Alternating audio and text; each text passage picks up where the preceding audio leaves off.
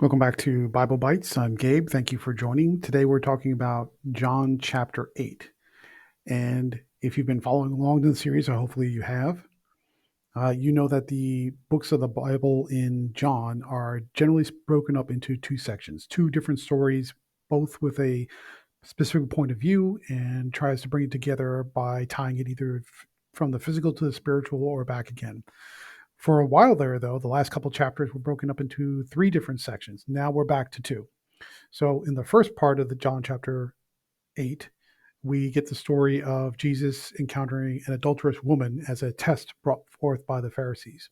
The second part, Jesus has a series of sort of mini lectures or mini sermons, if you will, where he sort of sets the boundaries about who he is as a representative of God, of God's Son, what he will do, what he won't do, and where that fits within the context of who the Pharisees and the Jews believe they are as descendants of primarily of Abraham. So Abraham gets referenced a lot in the second part of this book. So let's jump right in. In the first part, Jesus is now teaching. This is several days after he's been in the area of Galilee, and then he's now at the Mount of Olives and he's preaching.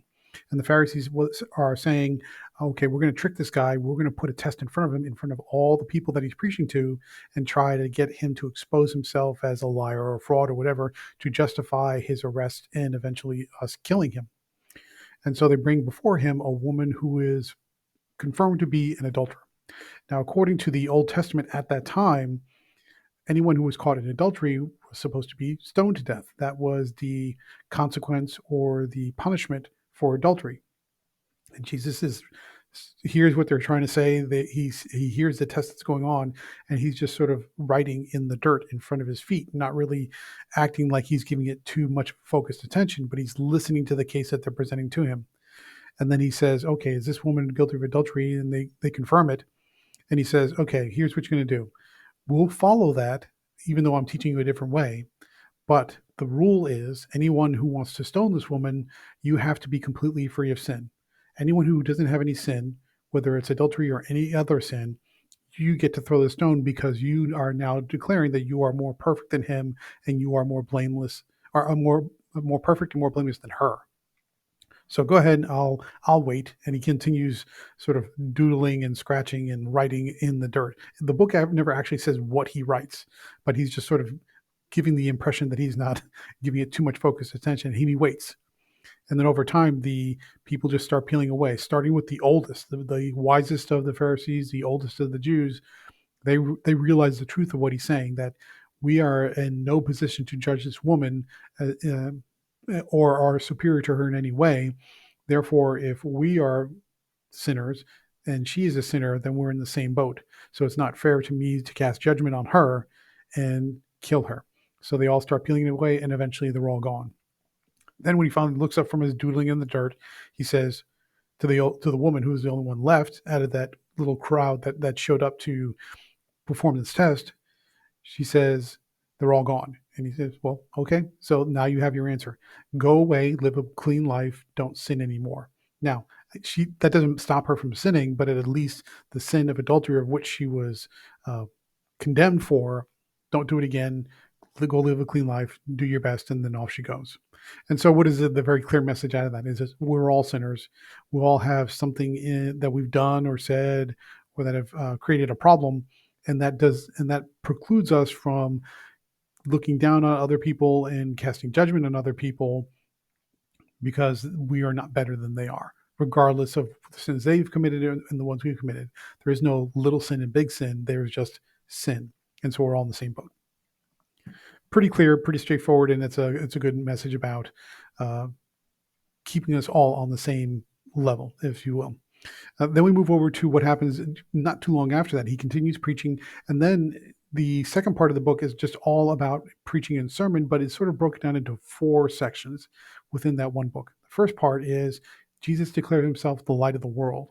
And so when you hear light, and he's making reference to the fact that he's been there since the beginning, where he's often referred to as the Word or the beginning and God and light, things that are sort of eternal and uh, unchangeable and everlasting and been with us throughout all of existence, he's now setting himself up to say, I am the light of the world. I bring hope. I bring peace, and I'm here to guide you to where you need to go. Because light wasn't just light. Light was also a source of truth and knowledge, uncovering the darkness and showing the way.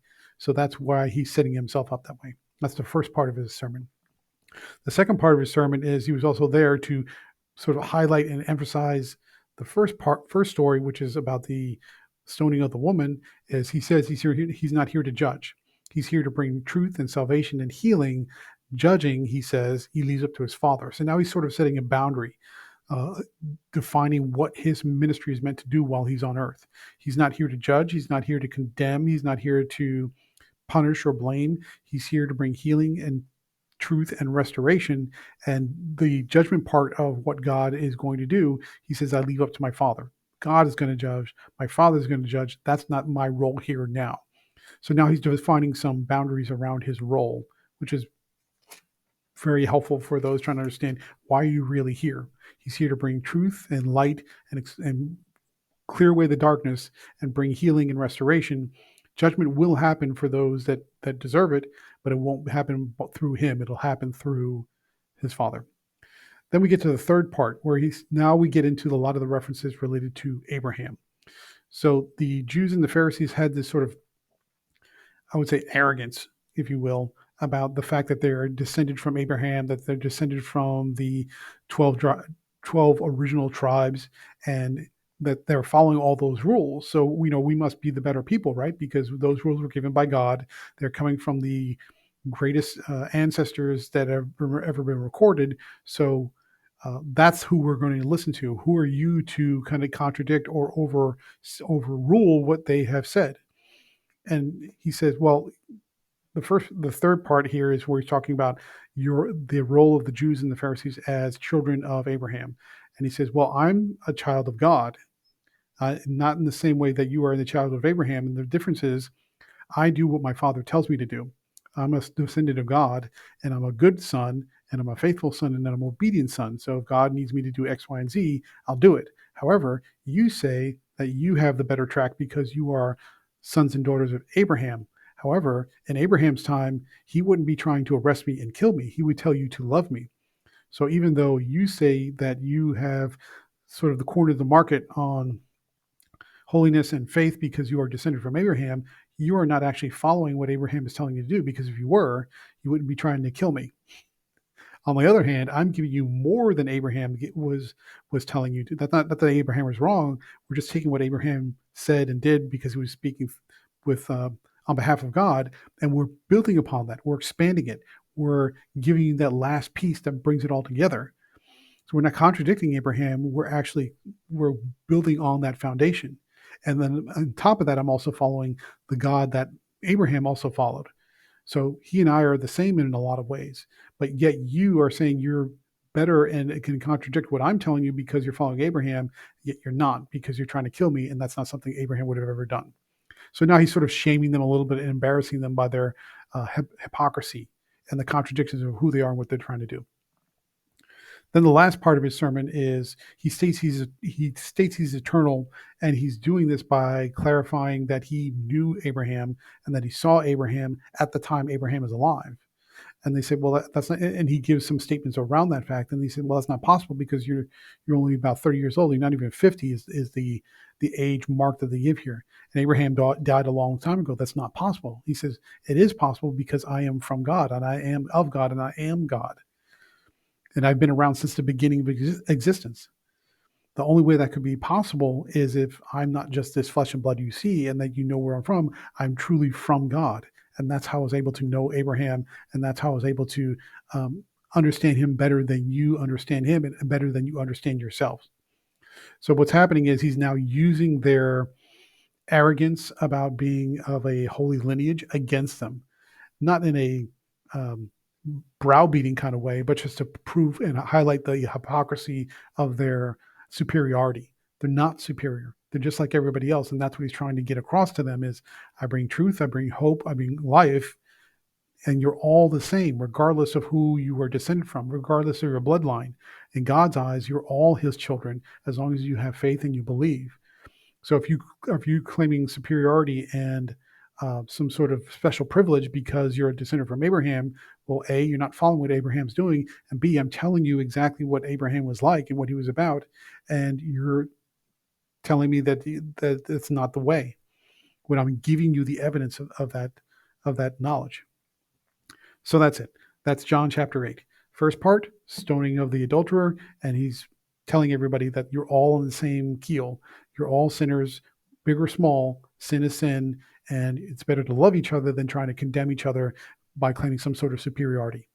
And then when you come to the latter half of the book, he goes through a sermon in basically 4 parts, showing the boundaries of who we meant to do, not to judge.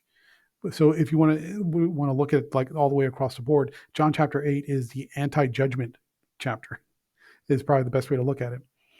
And then when they start to claim superiority about being Pharisees and Jews that are descended from Abraham, he says, well, okay, if you were really descended from Abraham, you wouldn't be trying to kill me, because which shows you're not listening to him. You're not following his teachings. And I'm telling you exactly what Abraham was like, and that he was speaking from God's point of view, giving God's word, and I'm doing the exact same thing. So Abraham and I were both followers of God, and you are now following neither. So this is sort of the anti-judgment, anti-hypocrisy book, if you want to look at it that way. So hopefully this has been helpful. I want you to read this chapter. Tell me what you think. Leave a comment. Let me know what you think. And if you need a prayer, we need somebody to pray with you, or you need help getting your own Bible, if you want a physical Bible, there's an email address down in the notes. If you want to just read it online, as you can see on the screen, I've got John chapter 8 up at Bible Gateway, which is completely free. Otherwise, please like, share, comment, subscribe. We would like to have you follow us along because we want to talk about these things with you, because I think that would be helpful for everyone. Otherwise, I'm Gabe. Thank you for joining. Please like, share, comment, subscribe, and have a great day. Have a blessed day, and I will talk to you soon.